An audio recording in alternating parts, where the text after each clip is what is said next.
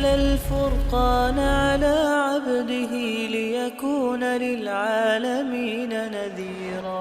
ये हमारे लिए बहुत खुशी की बात है कि आज हम सब इस ऑनलाइन सेमिनार में इकट्ठे हुए हैं जो तहकीक के एक अहम और नहायत मौजू पहलू पर रिसर्च राइटिंग पर मरकूज है, उस पर मुनक्किद की गई है।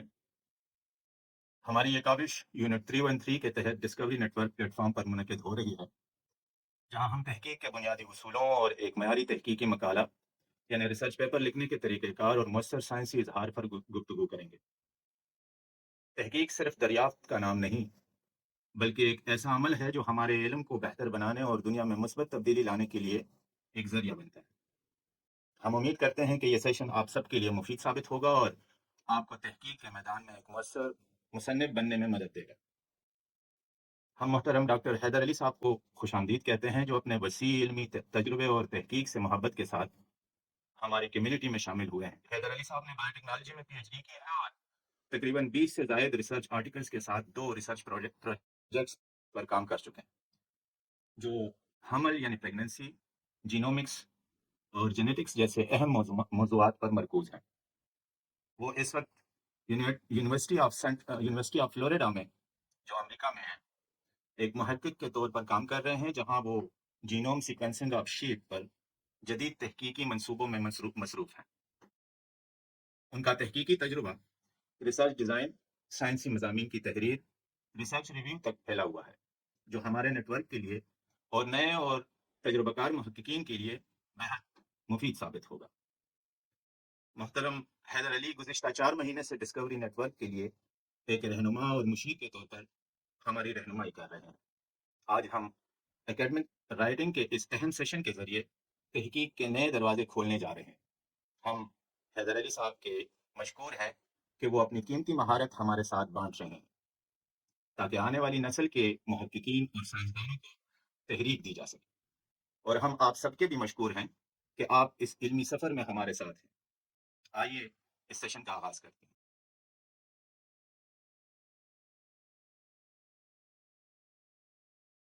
शुरू करने से पहले तो सबसे पहले मैं हमारे कुछ सीनियर जो मेरे साथ रह चुके डिपार्टमेंट में या यूनिवर्सिटी में, मैं उनका बहुत ही वेलकम करता हूँ, शुक्रिया अदा करता हूँ, उन्होंने हमें ज्वाइन किया। आज का सेशन जो कि मेरे और मेहरान के बीच इसके ऊपर डिस्कशन हुई थी कि हमारे मुल्क में, खासकर पाकिस्तान की बात कर लेंगे पर्टिकुलरली, जितनी भी बैचलर के स्टूडेंट है या मास्टर्स के स्टूडेंट है या इवन PhD के भी स्टूडेंट्स हैं, तो हम डिग्रियाँ कर लेते हैं, बट हमें एकेडमिक राइटिंग का, रिसर्च राइटिंग का, इन चीज़ों का नहीं पता होता कि हम इनको यूटिलाइज कहाँ पर करेंगे। हमारी थीसिस ये सिर्फ कॉपियाँ बन के हमारे घरों में रह जाती है या ऑफिसेज में रह चुकी है। तो मेरा ये मानना है कि जब अगर मैं कोई रिसर्च करूँ, कोई भी, मैं किसी भी चीज़ पे, कोई भी फील्ड हो, मैं रिसर्च करूँ, तो फ़ायदा उसका तभी होगा जो मैं पब्लिश करूँगा, जिसको पूरी दुनिया, हर एक बंदा उसको यूटिलाइज करे अपने फ़ायदे के लिए। उसको यूटिलाइज करने के लिए कुछ स्किल चाहिए होती है। उन स्किल्स के बारे में हमें नहीं पता होता, क्योंकि अनफॉर्चुनेटली हम एक ऐसे माहौल में रह चुके हैं जहाँ पर सबसे इम्पोर्टेंट चीज़ क्या है कि मैं, मेरे अच्छी GPA आए, अच्छे मार्क्स आए और मैं डिग्री ले सकूँ बस। इससे आगे चीज़ों का नहीं सोचते। क्योंकि जब ज़्यादातर जो मेरे दोस्त अभी इस ग्रुप मीटिंग में हैं, ये बाहर मुल्कों में रह रहे हैं, तो इनको ज़्यादा अंदाज़ा होगा कि बाहर मुल्कों में प्रायोरिटी किन चीज़ों को देती है। लाइक मार्क्स, मार्क्स और GPA या डिग्री, ये चीज़ें बहुत ही माइनर होती हैं इनके लिए। ज़रूरी क्या है कि हमारा कम्युनिटी को हम कोई कंट्रीब्यूशन करें, किसी ऐसी चीज़ों में हमारी पार्टिसिपेशन हो जिससे कम्युनिटी को फ़ायदा। तो उसके लिए हमें क्या, हमारा कोई पेटेंट होना चाहिए, कोई रिसर्च आर्टिकल होना चाहिए, इवन हमारे थीसिस भी ऑनलाइन हो, तो कोई ना कोई इसका फ़ायदा ले लेंगे। तो इसी महाज़ में ये हमारा पहला सेशन है। ये इंशाल्लाह सीरीज़ ऑफ सेशन होगा। ये 3 टू 5 या मोस्टली 6-7 हमारे सेशन होंगे। सबसे पहला आज का जो ये एक इंट्रोडक्टरी सेशन है, इसमें हम ये सारी चीज़ें जो रिसर्च राइटिंग है या एकेडमिक राइटिंग है, उसके बारे में सुपरफिशियली चीज़ें करेंगे इंशाल्लाह।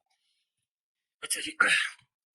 तो इसमें इंट्रोडक्शन की अगर मैं बात करूँ, सबसे पहले इंट्रोडक्शन की अगर मैं बात करूँ, तो एकेडमिक राइटिंग हमारे पास एक कम्युनिकेशन का ज़रिया है। कम्युनिकेशन का ज़रिया क्या है कि इसके थ्रू जो हमारे साइंटिस्ट हैं या स्कॉलर्स हैं या इवन हमारे स्टूडेंट्स हैं, वो एक दूसरे के साथ कम्युनिकेट किस तरह करेंगे, या अगर कम्युनिकेशन करते हैं तो कम्युनिकेशन का जो मीडियम है, जो रूट है, वो एकेडमिक राइटिंग ही होगा, इसके थ्रू हम करेंगे। हम अपने आज से पहले जितने साइंटिस्ट रह चुके हैं या जिन्होंने इस सोसाइटी को कंट्रीब्यूट किया, उनका हमें कैसे पता? हमने उनको देखा नहीं आज तक। हम उनकी चीज़ें पढ़ते हैं, उन किसी का बुक पढ़ते हैं, किसी का आर्टिकल हम पढ़ते हैं, तो उससे हमें पता चल जाता है कि इस बंदे की क्या कंट्रीब्यूशन है। तो ये हमारे और उनके बीच एक कम्युनिकेशन का ज़रिया है, एकेडमिक राइटिंग जो। अच्छा जी, तो आज के सेशन में हम क्या पढ़ेंगे, क्या सीखेंगे? सबसे पहले हम इंट्रोडक्शन देंगे कि एकेडमिक राइटिंग की इंट्रोडक्शन क्या है। फिर हमने 3 इनकी कैटेगरीज़ बनाई है, एक बिगिनर लेवल के लिए, फिर इंटरमीडिएट के लिए और फिर एडवांस के लिए। तीनों के लिए हमने चीज़ें इंट्रोड्यूस की कि तीनों को किस तरह एकेडमिक राइटिंग का तीनों किस तरह फ़ायदा उठा सकते हैं। सबसे पहले ज़रूर क्या कि ये इम्पोर्टेंट क्यों है? हमें ज़रूरत क्यों पड़ती है एकेडमिक राइटिंग की या रिसर्च राइटिंग की? तो ये तो जो पहले पॉइंट मैंने बता दिया कि कम्युनिकेशन का एक वे है जिसमें हम क्लियरली कम्युनिकेट करते हैं एक दूसरे के साथ। एक स्कॉलर स्कॉलर के बीच जो कम्युनिकेशन होती है या एक स्कॉलर या एक लेमैन के बीच होती है। हम एक दूसरे के साथ जो कम्युनिकेट करते हैं उसका एक मीडियम है। दूसरा क्रिटिकल थिंकिंग के लिए बहुत ही ज़रूरी है। क्योंकि अगर किसी बंदे में, किसी स्कॉलर में या किसी स्टूडेंट में क्रिटिकल थिंकिंग का पावर नहीं है तो वो लाइक अपनी सोसाइटी में कंट्रीब्यूशन किस तरह करेगा? क्योंकि हमें एक ऐसे एनालिटिकल स्किल्स होनी चाहिए कि हमें प्रॉब्लम सॉल्विंग का पता हो कि मैं अगर हमारी सोसाइटी में कोई प्रॉब्लम आती है, लेट्स सपोज मैं अभी रिसेंट एग्जांपल अगर लूँ, जब पेंडेमिक आया था, पेंडेमिक आने के बाद लाइक ये एक ग्लोबल प्रॉब्लम था, ग्लोबल इशू था, तो ये एक वेकअप कॉल था हम सब के लिए। जो बंदा एकेडेमिया में रहता है उसके लिए एक वेकअप कॉल था कि मैं किस तरह इस प्रॉब्लम को ओवरकम करूं, मैं इसमें किस तरह कंट्रीब्यूट करूं, मेरी पार्टिसिपेशन क्या होगी, इस प्रॉब्लम में मेरा हिस्सा क्या होगा। तो ये इसको कहते हैं क्रिटिकल थिंकिंग कि मैं क्या कर सकता हूँ। ठीक है।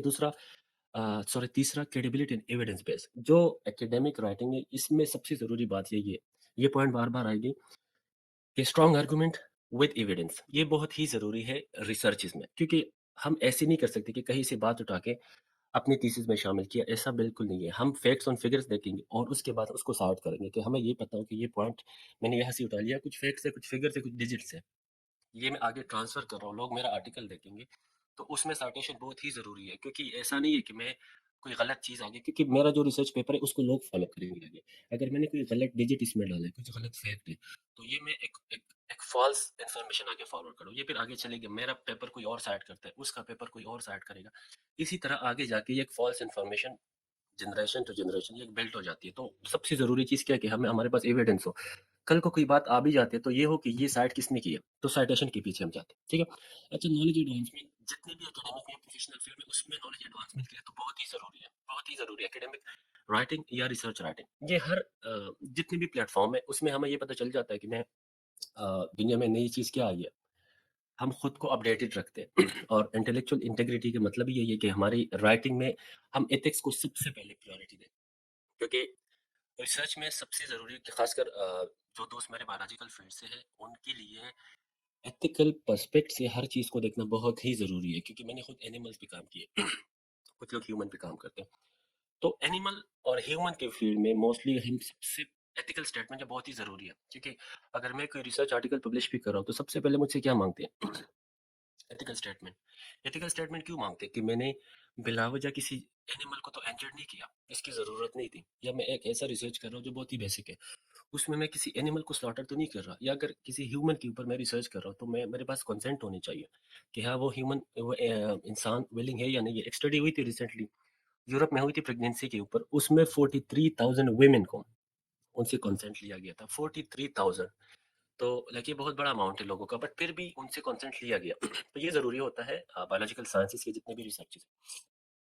अच्छा, थीम हमारा जो आज का ये सेशन है या आगे जितने भी सेशन होंगे, तो हमारा थीम क्या है कि हम ड्राफ्ट से लेकर पब्लिकेशन तक अपनी रिसर्च को कैसे लेके जाएंगे। कि सबसे पहले मेरे पास आइडिया हो, अपने आइडिया के ऊपर मैं रिसर्च कर सकूं, मैं ब्रेनस्टॉर्मिंग कर सकूं, कहीं से आइडिया ले सकूं, अपनी प्रॉब्लम्स को उसकी पहचान हो मुझे, उसके बाद आके मैं बैठ के ड्राफ्ट बना सकूं, उस ड्राफ्ट की फिर मैं एडिटिंग रिवाइजिंग ये सारी चीज़ें करके के फाइनल स्टेप मेरा होगा publication.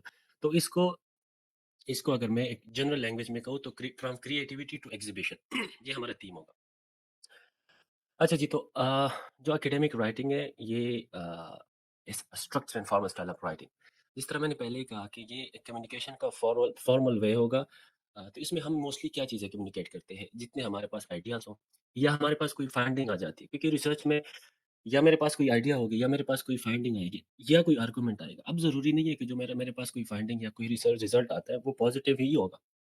It doesn't matter. But जो भी मेरे पास एक कॉन्सिक्वेंसेज़ आ जाते हैं किसी रिसर्च का, या मैंने कोई एक्सपेरिमेंट लगा लिया, उसकी जितनी भी फाइंडिंग्स हैं, उसको मैं आगे कन्वे करूँगा थ्रू राइटिंग, रिटन में। But it should be objective, ठीक है? अच्छा, ऑब्जेक्टिव का मतलब यहाँ बहुत सिंपल है कि ये एविडेंस बेस होगा। ये कंप्लीटली इसमें आर्गुमेंट होंगे और साइटेशन होंगे, एक ऑर्गेनाइज़ फॉर्म। तो जो हमारा रिसर्च राइटिंग या एकेडमिक राइटिंग होगा, उसमें ये बहुत ज़रूरी फैक्टर है कि वो रैशनल हो, उसमें इर्रेशनैलिटी ना हो, लॉजिकल हो, लाइक कंप्लीट एक लॉजिक बेस हो, एक ऑर्गेनाइज्ड फॉर्म में हो, सिस्टमिक हो, रीज़नेबल हो। क्योंकि जब ये 5 जो फैक्टर्स हैं किसी राइटिंग में, इवन किसी ऐसे आप उठाएँ, कोई आर्टिकल उठाएँ, उसमें अगर ये फैक्टर्स नहीं होंगे, तो हम अपनी ऑडियंस को कन्विंस नहीं कर सकते। तो उनको कन्विंस करने के लिए हमें कुछ लॉजिक्स चाहिए, रीज़न्स चाहिए, एक सिस्टमिक वे पे, और एक अनबायस्ड आर्गुमेंट हमारे पास होनी चाहिए हमारी राइटिंग में। ये बहुत ज़रूरी है, लाइक किस तरह? सी यहाँ पर ये एग्जांपल हमें चीज़ें क्लैरिफाई करते हैं कि एक एकेडमिक वे में अगर मैं अपना कोई स्टेटमेंट लाइक आगे किसी को कन्विंस करने के लिए अगर मैं एकेडमिक वे यूज़ करता हूँ या नॉन एकेडमिक वे, तो I think climate change is really affecting farming and we should do something about it. ये एक नॉन एकेडमिक या हम कहते हैं इनफॉर्मल वे, ये एक लेमन का लैंग्वेज, एक स्लैंग लैंग्वेज हमने यूज़ किया। बट एकेडमिक में हम इस तरह नहीं कर सकते, हमें प्रॉपर उसका स्ट्रक्चर होगा, like the study aims to analyse the impact of climate change. ये वही बात है जो ऊपर की गई, and agriculture using statistical data from 2000 to 2020। ये वही बात है, बट इसमें देख ले, एक तो हमने थर्ड पर्सन यूज़ किया, एक सिस्टमिक वे में हमने अपना मैसेज ट्रांसफ़र किया और हमने उसमें स्टैटिस्टिकल डेटा दिया। अब ये तो एक सिंपल स्टेटमेंट है, इसकी नीचे फिर जितनी चीज़ें होंगी उसमें फिर हमारे आर्गुमेंट्स होंगे। जिस तरह यहाँ स्टैटिस्टिकल डेटा लिखा हुआ है, इसको नीचे फिर हम स्टैटिस्टिकल डेटा प्रोवाइड करेंगे, लेकिन हमने साइट भी किया है, हमने रेफरेंस भी दिया, तो इसको कहते हैं एकेडमिक राइटिंग। ये दोनों एक ही स्टेटमेंट है, बट इनके बीच जो डिफरेंस है वो यही है कि एक फॉर्मल वे, एक इनफॉर्मल वे। अच्छा जी, इसको राइटिंग का जो प्रीमाइसेस है उसमें 5W1H, इसको शॉर्ट फॉर्म में WH भी कहते हैं या कोई लोग 5WH भी कहते हैं। ये बहुत ही ज़रूरी चीज़ है कि हमें ये पता हो कि ये काम किसने किया या कौन कर रहा है, कर क्या रहा है, क्यों कर रहा है, कब कर रहा है, कहाँ कर रहा है या कहाँ हो रहा है और क्यों। ये बहुत ही ज़रूरी है। अगर कोई जो हमारे दोस्त हैं, हम जब भी अपनी रिसर्च को डिफेंड करते हैं, उसमें हमसे यही क्वेश्चन होते हैं कि अच्छा ठीक है, मुझसे पूछते हैं कि हैदर तुमने ये स्टेटमेंट दिया हुआ है, ये कहाँ से लिया, किसका है? तो मैं कहूँगा कि इसके आगे मैंने साइटेशन लिखा हुआ है। अच्छा, इसमें है क्या? वो भी मैं उनको आंसर दूँगा। क्यों है, कब और कहाँ पर और कैसे? लेकिन सबसे ज़रूरी साइंस में मेरे हिसाब से वो ये है कि हाँ, साइंस में हमें ये पता होनी चाहिए कि फिनोमेना ये होती कैसी है? किसने किया है? क्या-क्या किया? ये बात की बात है, बट हुई कैसी है? क्योंकि हमें हमारे लिए फिनोमेना को जानना बहुत ही ज़रूरी है।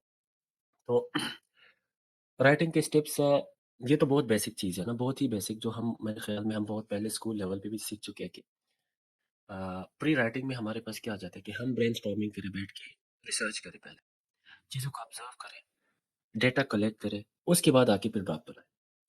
अगर हमारे पास कोई ड्राफ्ट बनता है तो वो एक रफ़ फॉर्म में होता है, एक रॉ मटेरियल की शक्ल में हमारे पास ड्रॉप होता है, फिर ड्रॉप को हम रिवाइज़ करते हैं बार-बार। रिवाइज़ करके हम उसमें से जितने पिटफॉल्स हैं, जितने मिस्टेक्स हैं, वो निकाल के उसको एडिट करते हैं। एडिट करने के बाद आखिर में हम उसको प्रेज़ेंट करते हैं या पब्लिश करते हैं। तो ये 5 स्टेप्स हैं राइटिंग के, बहुत ही बेसिक्स। एक और रूल है हमारे पास एकेडमिक राइटिंग की कि हम इसमें फर्स्ट एंड सेकंड पर्सन नहीं यूज़ कर सकते। लाइक सी बहुत मैं आपको यहाँ पर एक एग्ज़ाम्पल दूँगा तो उससे क्लियर हो जाएगा। अगर अपने एक्सपेरिमेंट में मैं किसी बंदे से मैंने ब्लड कलेक्शन की है, लेट्स सपोज़, तो मैं ये नहीं कह सकता I have collected blood from this person, ये मैं नहीं कह सकता। मैं इस तरह कह सकता हूँ साइंस में, एकेडमिक राइटिंग में, कि the blood was collected from this person. Like मैं अपने आप को नहीं नॉमिनेट कर सकता, साइंस में इस तरह नहीं होता। अगर किसी बंदे ने काम भी किया ना, तो हम उसको as a third person nominate करेंगे, एक नैरेटिव फॉर्म में, ठीक है? तो जो यहाँ पर स्टेटमेंट जो प्रेज़ेज़ लिखे हुए हैं कि this writer believes that authors experience has been this, it is believed, many researchers have noted, some other have stated, इस तरह की प्रेज़ेज़ हम यूज़ करेंगे अपनी एकेडमिक राइटिंग में। लाइक हम खुद को या दूसरे को नहीं नॉमिनेट कर सकते as a first and second person. और रूल्स में एक चीज़ ये भी है, सबसे जो बेसिक है, कि अगर हम किसी भी लैंग्वेज में कोई भी राइटिंग कर रहे हैं, तो उसकी ग्रामर, जो कि बहुत ही बेसिक और ज़रूरी चीज़ है, और सेंटेंस स्ट्रक्चर। तो ग्रामर में तो बहुत सारी चीज़ें आती है, लाइक हमारे जो हम कहते हैं टेंसेस वगैरह, जो बहुत ही बेसिक है। बट यहाँ पर इन्होंने स्पेसिफिकली एक पैसिव एंड एक्टिव वॉइस लिखा हुआ है। तो ये मेरे हिसाब से रिसर्च राइटिंग में बहुत ज़रूरी चीज़ है कि हम एक्टिव एंड पैसिव वॉइस को क्यों यूज़ मोस्टली हम पैसिव यूज़ करते हैं। तो साइंस में इसकी क्यों ज़रूरत पड़ती है? उसकी यही रीज़न है कि हम मोस्टली चीज़ों को as a third person represent करते हैं, तो उसमें पैसिव वॉइस ज़्यादा यूज़ होता है। अच्छा, पैसिव वॉइस और एक्टिव वॉइस की एक अच्छी एग्ज़ाम्पल मैं आप लोगों को दे दूँगा कि ये मैंने एक दफ़ा पूछा था ना किसी से, अपने इंग्लिश टीचर से, कि हम अगर एक क्वेश्चन या अपना एक आर्गुमेंट या कोई जनरल स्टेटमेंट एक्टिव वॉइस में वो कर सकते हैं, हमें पैसिव वॉइस की क्यों ज़रूरत होती है? तो उन्होंने बहुत अच्छा एग्ज़ाम्पल दिया कि अगर हम यहाँ पर बैठे हुए 4-5 बंदे और हमारा किसी एक बंदे की ना उसका फ़ोन चोरी हो जाता है। तो वो ये नहीं कह सकता कि यार आप चारों में से किसी ने मेरा फ़ोन चोरी किया, क्योंकि ये एक फ़ॉल्स कन्विक्शन भी हो सकता है। लाइक हम किसी पे इल्ज़ाम नहीं लगा सकते, तो हम उसके बजाय कहते हैं कि मेरा फ़ोन यहाँ से चोरी हो गया। ये पैसिव वॉइस हो गया। इसलिए पैसिव वॉइस की ज़रूरत पड़ती है। तो राइटिंग में ग्रामर या सेंटेंस के अलावा फिर clarity and coherence. Clarity and coherence भी ज़रूरी है कि हम जो चीज़ प्रेज़ेंट कर रहे हैं, जो चीज़ लिख रहे हैं, जो इन्फॉर्मेशन आगे फॉरवर्ड कर रहे हैं, वो क्लियर हो कि हमारा आर्टिकल या हमारी थीसिस अगर कोई पढ़ रहा है, उसको कहीं किसी तीसरी जगह जाके सर्च ना करना पड़े, चीज़ों को कहीं और से पढ़ने की ज़रूरत ना पड़े। उसको सारी चीज़ें यहाँ क्लियर हो, और कोहेरेंस ये है कि जितनी हमारे पैराग्राफ्स है या जितने स्टेटमेंट्स हैं, एक-दूसरे से इंटरकनेक्टेड हो। उसमें कोहेरेंस हो कि जो आइडिया एक पैराग्राफ में ऊपर चल रहा है, वही आइडिया उसी की बेसिस पे नीचे जो दूसरा पैराग्राफ आता है, फिर तीसरा आता है, फिर इसी तरह इनमें एक कनेक्शन हो। और एकेडमिक टोन भी बहुत ज़रूरी है एकेडमिक राइटिंग में, क्योंकि हम फॉर्मल लैंग्वेज यूज़ करते हैं। हम यहाँ स्लैंग्स नहीं यूज़ कर सकते। अपनी हर एक लैंग्वेज के अपने अपने जॉर्गन्स होते हैं, मैं जॉर्गन्स कह लूँगा यहाँ पर, वो यूज़ होते हैं कि हम अगर साइंस की बात करें तो हम साइंटिफिक टर्मिनोलॉजी यूज़ करेंगे, लाइक कंट्रैक्शन। अच्छा, कंट्रैक्शन ये भी एक हमारे पास होता है एब्रिविएशन, एक होता है कंट्रैक्शन। लाइक कंट्रैक्शन को अवॉइड करेंगे। कंट्रैक्शन मीन कभी-कभार हम मैसेजेस में लिखते हैं, लाइक आई वेल की जगह हम लिखते हैं आई, फिर डबल एल लिख देते हैं। इसको कंट्रैक्शन कहते हैं। तो एकेडमिक राइटिंग में ये चीज़ें नहीं होती। अच्छा, एग्जाम्पल में इन्होंने जो इनकरेक्ट लिखा हुआ है कि इनकरेक्ट स्टेटमेंट किस तरह की, researchers are looking into how stress affects students and it's kind of interesting. अब इसी बात को देखिए, researchers are investigating the impact of stress on student, revealing significant findings. Same ही बात है, लेकिन इसमें हमने एकेडमिक एक फॉर्मल टोन यूज किया, फॉर्मल लैंग्वेज यूज किया, एक साइंटिफिक वे में हमने उसको किया कि उन्होंने इन्वेस्टिगेशन किया इस तरह। अच्छा, और रिसर्च राइटिंग का जो मॉडल है, इसमें इसको हम एमरॉड कहते हैं। अच्छा, ये एमरॉड यहाँ पर क्यों यूज़ करते हैं? क्योंकि हम इसको एस्से से डिफरेंशिएट करते हैं। एक होता है इंग्लिश में मोस्टली एस्से राइटिंग, एक होता है एकेडमिक राइटिंग। तो इन दोनों के बीच अगर आप लोगों से कोई पूछे कि डिफरेंस क्या है, तो डिफरेंस यही है कि इसमें जो रूल्स होते हैं हमारे एकेडमिक राइटिंग में, वो IMRAD rule. IMRAD like I stand for introduction. सबसे पहला पार्ट हमारा इंट्रोडक्शन होता है। अच्छा, एमरॉड ऊपर-नीचे हो सकता है, ये भी माइंड में रखिए कि इंट्रोडक्शन के बाद रिजल्ट्स भी आ सकता है कभी-कभार, डिस्कशन भी आता है, फिर मेथड्स या मेथोडोलॉजी ये सबसे आखिर में आ सकता है। बट रूल्स यही होगा कि इंट्रोडक्शन होगी इसमें, मटेरियल मेथड्स होंगी, फिर रिजल्ट्स एंड डिस्कशन। ये स्ट्रक्चर होता है कि रिसर्च राइटिंग, एकेडमिक राइटिंग। और एसेंशियल में ये बातें तो खैर रिपीट होती जा रही है बीच-बीच में कि एक स्ट्रॉन्ग रिसर्च क्वेश्चन होनी चाहिए। मैं दोबारा से अगर पेंडेमिक का एग्जांपल यहाँ पर लूँ, तो बहुत सारे क्वेश्चन हमारे मेरे खुद जब पेंडेमिक आया कोविड का, तो मैं बहुत सारे क्वेश्चंस थे, लाइक कि माइंड में आता है ना कि यार ये इसको मैं किस तरह अपने खुद को कन्विंस करने के लिए क्या कहूँ कि ये कहाँ से आया? ये एक बायोलॉजिकल वेपन तो नहीं है, या कोई मिस्टेक तो नहीं है, या हो सकता है ये नेचुरल हो। तो इस तरह के क्वेश्चन आके फिर लोगों के आर्टिकल्स पढ़ के हमें आइडिया हो जाता है कि यार एक्चुअली मेरे माइंड में क्या क्वेश्चन आता है। तो उस क्वेश्चन के ऊपर मैंने खुद जब पेंडेमिक के ऊपर मैंने काम किया कोविड पे, अभी मैं आप लोगों को दिखा भी दूँगा, मैंने उस पे अपना जो आर्टिकल लिखा है। मेरे माइंड में क्या चीज़ है कि हमारे पास जितने मेडिसिनल प्लांट्स हैं, तो मेडिसिनल प्लांट्स को और वैक्सीन को हम कंबाइन करके किस तरह यूज़ कर सकते हैं? ये एक क्वेश्चन था मेरे माइंड में। आप लोगों को एक एक सेकंड वो दिखा भी दूँ, जो आर्टिकल कोविड के ऊपर मैंने खुद लिखा हुआ है। तो अच्छा, ये medicinal plants and vaccination used against कोविड-19। तो ये क्वेश्चन हमारे माइंड में आया कि हम इसको किस तरह मेडिसिनल प्लांट्स को इसी प्रीमाइसेस में यूज़ कर सकते हैं कोविड-19 में। तो ये जब क्वेश्चन नहीं आता, हम क्वेश्चन से आगे नहीं बढ़ सकते, हम काम नहीं शुरू कर सकते, क्योंकि हमें पहले ये पता होना कि मुझे करना क्या है। जो क्वेश्चन आते हैं उसी के बेस पे फिर बाकी जितने भी स्टेप्स हैं कि मुझे एक्चुअल में करना क्या है। और लिटरेचर रिव्यू, अच्छा लिटरेचर रिव्यू सबसे अहम पार्ट है, जो कि हम अपनी थीसिस से निकाल देते हैं। बाकी यूनिवर्सिटीज़ का मुझे नहीं पता, अबरार साहब बैठे हुए इनको पता होगा। हमारी यूनिवर्सिटी में हम लिटरेचर रिव्यू को एक बहुत ही माइनर चीज़ कंसिडर करते हैं। जब हम पब्लिश करते हैं अपनी थीसिस को, हम सबसे पहले लिटरेचर रिव्यू निकाल देते हैं कि नहीं ये एक एक्स्ट्रा पार्ट है, ये फ़ज़ूल है। उसको हम as a raw material consider करते हैं, मतलब उसका कोई फ़ायदा ही हम नहीं देखते। हालाँकि एक रिसर्च में या रिसर्च राइटिंग में सबसे इम्पोर्टेंट चीज़ लिटरेचर रिव्यू है, क्योंकि उसमें हम सारे आर्गुमेंट्स पेश करते हैं कि मुझसे पहले इसी टॉपिक में साइंटिस्ट ने या स्कॉलर्स ने क्या-क्या काम किए। हम उनके सारे आर्गुमेंट्स लेके उनको साइड करते हैं, ये बहुत ज़रूरी है। एक क्रोनोलॉजिकल ऑर्डर में कि लाइक 1900 में अगर ये पेंडेमिक आया तो उस पे लोगों ने क्या काम किया? उसका रिज़ल्ट या उन्होंने आखिर में उनका आर्गुमेंट क्या था कि कहाँ से आया? कोई वो कोई नतीजे पे पहुँचे भी या नहीं? फिर 19 सेंचुरी के बाद लाइक 20th सेंचुरी में लोगों ने इसके ऊपर क्या काम किया, या अभी 21st सेंचुरी में। तो ये क्रोनोलॉजिकली हम हर एक चीज़ को देख के हर एक चीज़ को हम कंसिडर करते हैं लिटरेचर रिव्यू में। तो ये अनफॉर्चुनेटली हम अपनी थीसिस से निकाल देते हैं। तो मैं यहाँ पर आप लोग को एक बात बताऊँ, जितने भी थीसिस में लिटरेचर एंड रिव्यू का पार्ट है, इसको अगर निकाल भी लेते हैं आप लोग, तो इसको निकाल के एक अलग सा फाइल बनाए, ये एक ज़बरदस्त रिव्यू आर्टिकल बन जाता है। उसी को अलग से पब्लिश करें अपने लिटरेचर रिव्यू। और crafting well structure arguments supported by evidence. Evidence की बात तो जहाँ पर रिसर्च राइटिंग है वहाँ पर एविडेंस हम देंगे ही देंगे। ये इस बात को हम कभी नहीं निगेट कर सकते। अच्छा, ये एक दूसरा एग्जांपल है कि रिसर्च क्वेश्चन में इज सोशल मीडिया बैड? ये एक रिसर्च क्वेश्चन बहुत ही एक कमज़ोर सा वीक सा, इज सोशल मीडिया बैड? तो इसको हम साइंटिफिक वे में किस तरह, how does social media usages impact academic performance among university students, among society, among female, among children? इस तरह के हमारे क्वेश्चंस होने चाहिए, ना कि हम सिंपली बोले कि सोशल मीडिया बैड। इसमें तो कोई लॉजिक है ही नहीं। अच्छा, तो जितनी राइटिंग की बात हो रही है, अगर मैं कोई एक पैराग्राफ मैंने लिख दिया, दो मैंने लिख दी, तीन मैंने लिख दिया, इवन मैंने पूरा आर्टिकल लिख दी, उसको साइड करने का यही तरीका होता है कि मैं एक स्टेटमेंट अगर मैंने दे दिया या दो स्टेटमेंट है, उनकी मैं पहले उसी टेक्स्ट में साइड कर दूँ कि लाइक अहमद एट अल, डेविड एट अल, ये उसने ये स्टेटमेंट उसके थीसिस से या उसके आर्टिकल से मैंने उठाई, ये तो टेक्स्ट के बीच हम देंगे। दूसरा बिब्लियोग्राफी में आएंगे, लेकिन बिब्लियोग्राफी का फिर एक फॉर्मेट होता है, जिस तरह ये एपीए स्टाइल, एमएलए शिकागो या हार्वर्ड होता है या नंबर्ड होता है, जिस तरह से वो होते हैं। बट आजकल सॉरी, आजकल टूल्स आए हुए हैं या रेफरेंसिंग के लिए, डिफरेंट टूल्स आए हुए हैं। मैंने खुद जोटेरो, मेंडलिन, एंडनोट तीनों मैंने यूज़ किए, लेकिन यूजुअली मैं एंडनोट यूज़ करता हूँ क्योंकि एंडनोट बहुत बहुत ही ईजी है।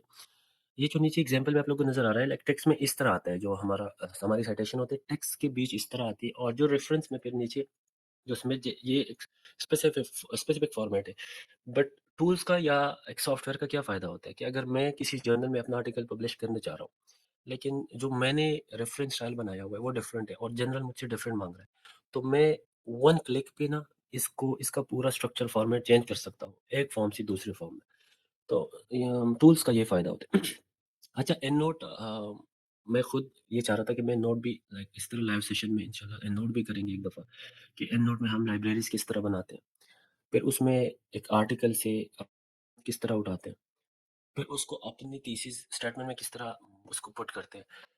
उससे ज़रूरी क्या है कि हम एक फॉर्मेट से दूसरे फॉर्मेट को वन क्लिक के थ्रू किस तरह जाते हैं। और एक और भी पॉइंट है कि अगर मैं एंड नोट में मुझे एक कस्टमाइज़ फॉर्मेट चाहिए, जो मैं खुद से चाहूँ कि कोई लाइक इस तरह एपीए या ये नहीं हो, एक खुद से मैं चाहता हूँ कि जो ऑथर लिस्ट है ना, उसका फर्स्ट नेम और सेकंड नेम, फिर ईयर, फिर लाइक टाइटल, और ये सारी चीज़ें मेरे अपने हिसाब से हो।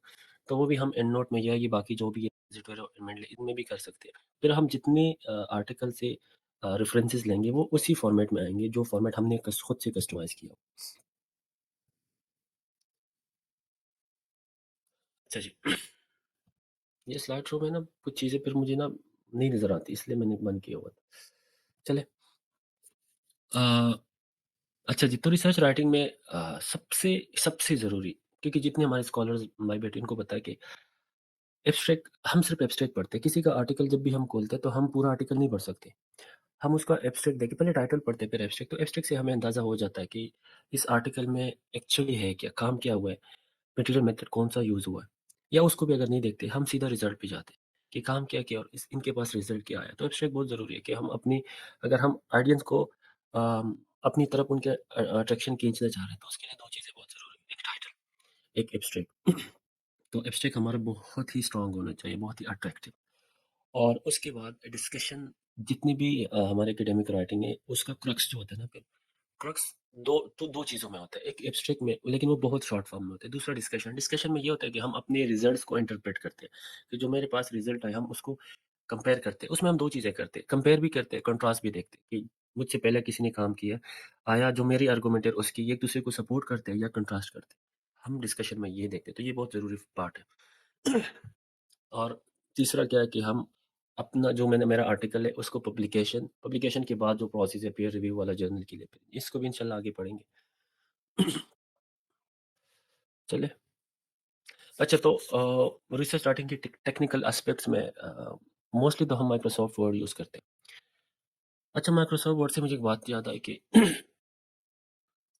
हमें मोस्टली, जितना मैंने देखा है ना, मैं तो आप लोगों को भी एग्जांपल दूंगा जो मैं अपनी एक्सपीरियंस से। हमारे साथ लाइक एमफिल के स्टूडेंट थे, उनको अनफॉर्चुनेटली माइक्रोसॉफ्ट वर्ड और माइक्रोसॉफ्ट एक्सेल जो कि बहुत ही बेसिक है, इनकी भी नॉलेज नहीं होती। तो अगर माइक्रोसॉफ्ट वर्ड की नॉलेज किसी को नहीं है, तो मैं राइटिंग उससे किस तरह एक्सपेक्ट करूँ कि वो अपनी रिसर्च के ऊपर वो थीसिस लिखेगा, फिर उस थीसिस से एक बहुत ही इम्पैक्टिव पेपर निकाल के उसको पब्लिश करे। तो आगे यार लेटेक्स या ओवरलीप पे मैं किस तरह, लाइक ये तो मैं एक्सपेक्ट ही नहीं कर सकता। तो ये 2 चीज़ें बहुत ज़रूरी है। जितने हमारे दोस्त हैं यहाँ पर, अगर कोई जूनियर बैठा हुआ है जो बैचलर स्टूडेंट, तो ये याद रखिए जब तक आप लोग माइक्रोसॉफ्ट ऑफिस नहीं सीखते, उसमें भी 2 बहुत ज़रूरी है, लाइक माइक्रोसॉफ्ट वर्ड और माइक्रोसॉफ्ट एक्सेल। ये बहुत ही बेसिक चीज़ है, तो पहले ये सीख ले, उसके बाद फिर राइटिंग की तरफ आएँगे। और टेबल्स, फिगर्स, इक्वेशन, लाइक जितनी भी हम ग्राफिकल इलस्ट्रेशन डालेंगे अपनी राइटिंग में, तो वो रीडर के लिए, ऑडियंस के लिए वो बहुत ईज़ी हो जाता है कि बंदा हमें क्या समझाना चाह रहा है। और पब्लिकेशन के लिए फिर हम डिफरेंट डेटाबेसेस यूज़ करते हैं, like Google scholar, PubMed, Scopus, या इसके अलावा नोर भी है जो मोर भी है, ये जो एमडीपीआई या एल्सवेयर वगैरह। हम इनको ना इनको लिटरेचर रिव्यू इनसे लेने के लिए भी यूज़ करते हैं और अपना रिसर्च आर्टिकल पब्लिश करने के लिए भी यूज़ कर सकते हैं। तो दोनों चीज़ों के लिए यूज़ कर सकते हैं। अच्छा, जो कॉमन मिस्टेक्स होते हैं ना हमारी राइटिंग में, वो कौन-कौन से? राइटर्स ब्लॉक का मतलब क्या है? हम मोस्टली प्लान नहीं करते। जब हम राइटिंग स्टार्ट करते हैं, हम प्लान नहीं करते। बस बैठ के राइटिंग शुरू कर देते हैं। तो एक पार्ट लिख के ना फिर हमारा माइंड ब्लैंक हो जाता है। इसको कहते हैं राइटर्स ब्लॉक। हम फिर वहीं पे रुक जाते हैं। यार क्या मैं आगे क्या लिखूँ? तो ज़रूरी क्या है कि हम प्री राइटिंग जो हमने कहा था कि पहले हम प्लान करें। पहले हम रिसर्च करें चीज़ों के ऊपर, ब्रेनस्टॉर्मिंग करें, अपने पास रॉ मटेरियल बनाएँ। एक रॉ फॉर्म में ना अपने पास पॉइंट्स लिख के, फिर उन पॉइंट्स को उठा के हम उसके ऊपर लिखना शुरू कर दें। तो राइटर्स ब्लॉक को हम इस तरह ओवरकम कर सकते हैं। और रिडंडेंसी मीन कि रिपिटिशन नहीं हो। हम एक स्टेटमेंट शुरू करते हैं, उसमें हम एक ही वर्ड 2 टाइम्स 3 टाइम रिपीट करते हैं, फिर उसी वर्ड को बार-बार नीचे आते हैं, या एक स्पेसिफिक आइडिया को उठा के हर एक स्टेटमेंट में, अगर स्टेटमेंट में नहीं तो हर एक पैराग्राफ में वही चीज़ हम रिपीट करते हैं, ये नहीं है। एक इंट्रोडक्टरी स्टेटमेंट डाल दो, फिर नीचे सपोर्ट जो जितनी भी सपोर्टेड सेंटेंसेस है वो दे, और लास्ट में उसको कंक्लूड करें, बात खत्म। रिडंडेंसी की नहीं ज़रूरत, अवॉइड रिपीटिशन का यही मतलब है कि हम चीज़ों को ना रिपीट करें। प्लेजरिज्म के 2 एस्पेक्ट्स में बताता हूँ। एक तो प्लेजरिज्म जो कॉमनली हम कहते हैं कि कुछ कंट्रीज में 15% है, कहीं पर 5-10%, पाकिस्तान में 19% है, कि मैं अगर किसी को कॉपी कर रहा हूँ तो मैं 19% तक उनको कॉपी कर सकता हूँ, फिर उसके आगे उसकी साइटेशन डाल देता हूँ। बट यहाँ पर मेरा खुद एक क्वेश्चन है कि अगर मैं किसी बंदे का पूरा स्टेटमेंट उठा के अपने आर्टिकल में डाल दूँ, उसके आगे उसका मैंने साइटेशन, उसकी रेफरेंस लगा दी, इस स्टेटमेंट को फिर मैं किस तरह प्लेजराइज करूँ? इसको अगर मैं चेंज करता हूँ, ये तो उसका नहीं हुआ, ये तो फिर मेरा अपना स्टेटमेंट। बट फिर भी प्लेजरिज्म का मतलब यहाँ पर सिंपल ये है कि हम 100% कॉपी पेस्ट नहीं कर सकते। ये एग्जांपल आप लोग देख लें, the research study conducted by the researcher. See, ये रिडंडेंसी की research study conducted by the researcher, ये तो ऑब्वियस सी बात है कि रिसर्च स्टडी एक रिसर्चर ही कंडक्ट करता है। तो इसमें एक तो redundancy, aim to investigate the effect of pollution, तो ये इसको कहते हैं रिडंडेंसी। जो रिवाइज है, study investigated the effect of pollution, तो अगर स्टडी वर्ड आता है, इन्वेस्टिगेटेड आता है, मींस किसी रिसर्चर ने ही किया।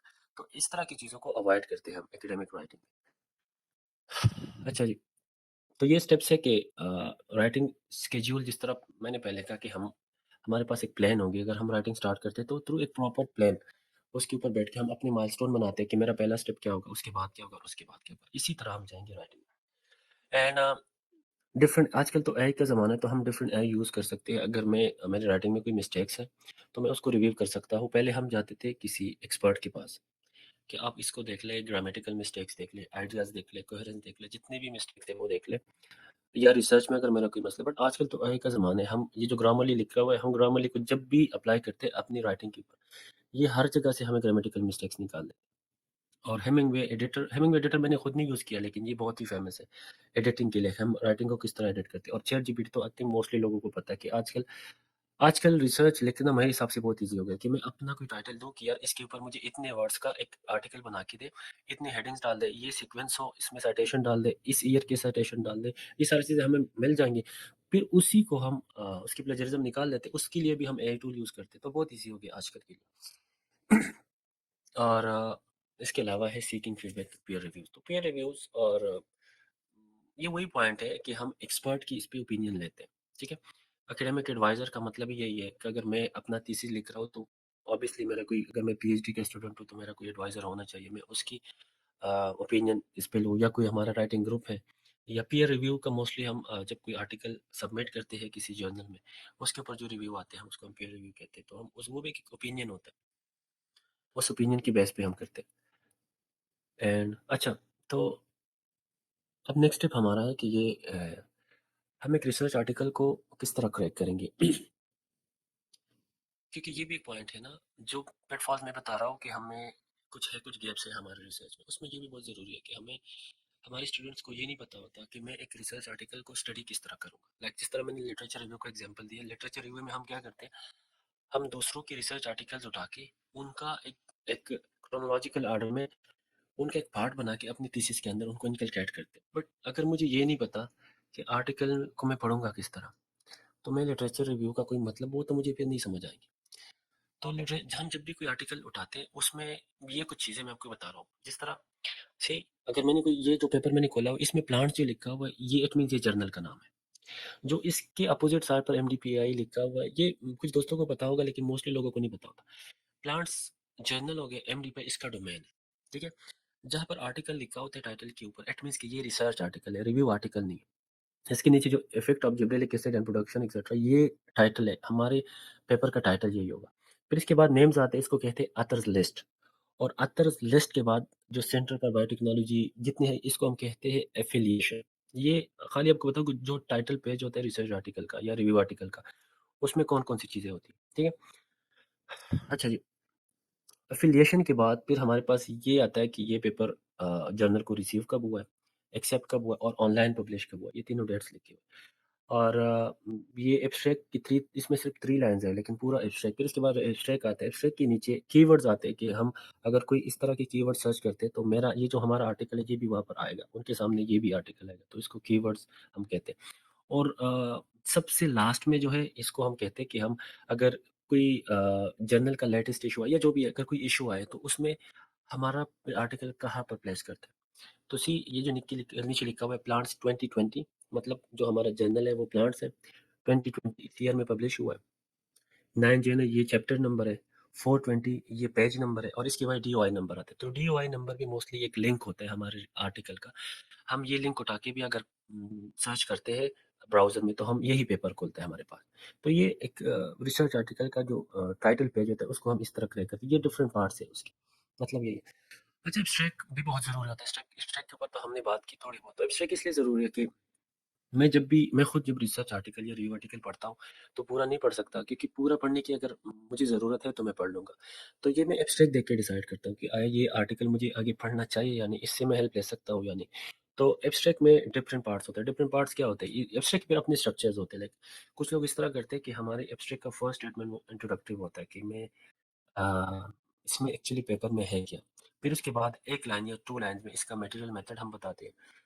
उसके बाद जाके फिर सीधा रिज़ल्ट, और रिज़ल्ट के आखिर जो हमारा होता है, आखिर स्टेटमेंट एब्स्ट्रैक्ट का, उसमें हम अपना एक सजेशन देते हैं कि आया जो जो मेरे पास रिज़ल्ट्स आए हुए, ये हम इन चीज़ों के लिए यूटिलाइज़ कर सकते हैं, बट मे बी फॉर्म में हमारे पास कोई वो आ सकता है। और अच्छा, एकेडमिक डॉक्यूमेंट्स सी थीसिस और रिसर्च आर्टिकल से पहले अगर मैं बात करूँ तो हमारे पास 2 पार्ट्स होते हैं।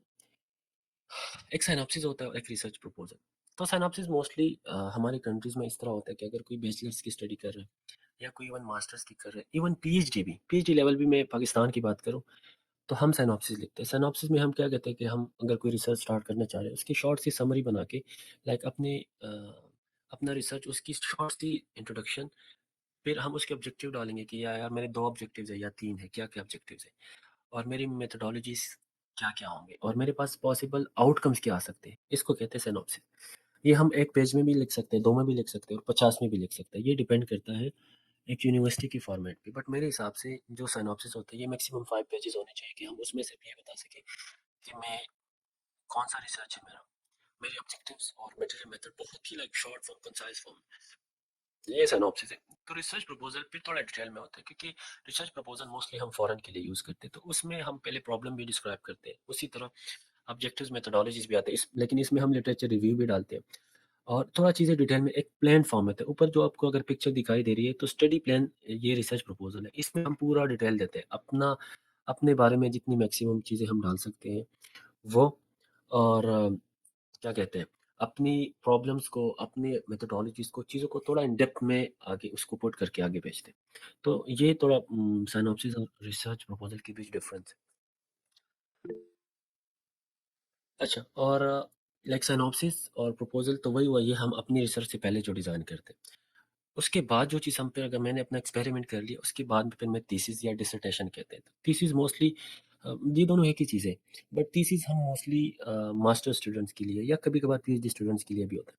लेकिन डिसर्टेशन स्पेसिफिकली डॉक्टोरल डिग्रीज़ के लिए होती है। ये हम थीसिस में क्या करते हैं कि जो काम मैंने कर लिया, जो रिसर्च मेरा हो गया, अब उसी रिसर्च को मैं एक तहरीरी शक्ल दूँगा, एक डॉक्यूमेंट उसका बनाऊँगा। तो वो फॉर्मल डॉक्यूमेंट में हम मैं सारी डिटेल डालूँगा कि यार मेरे पास मेरा टॉपिक क्या था, उसका एब्स्ट्रैक्ट क्या है, उसका इंट्रोडक्शन क्या है, मटेरियल मेथड्स क्या है, सारी चीज़ें ईच एंड एवरीथिंग वो डाल के फिर ये एक यूनिवर्सिटी की रिक्वायरमेंट भी है कि मैं अपनी थीसिस दे के अपनी डिग्री लूँगा। ठीक है? लेकिन पब्लिकेशन में फिर ये अपनी थीसिस हम पूरा थीसिस नहीं पब्लिश कर सकते। वो इंशाल्लाह हम आगे रिसर्च आर्टिकल जब करेंगे उसमें ये चीज़ कर लेंगे कि अगर मैंने थीसिस लिखे तो थीसिस कभी-कभार थीसिस या डिसर्टेशन ये ये 400 पेजेज़ के भी होते हैं। लेकिन रिसर्च आर्टिकल तो मैक्सिमम 8 पेजेज़, 5 पेजेज़, 10 पेजेज़ या 20 पेजेज़ होता है। तो हम कौन-कौन से पार्ट लेंगे अपनी थीसिस या डिसर्टेशन के जिनको आगे जाके हम पब्लिश कर सकते हैं in the form of manuscript.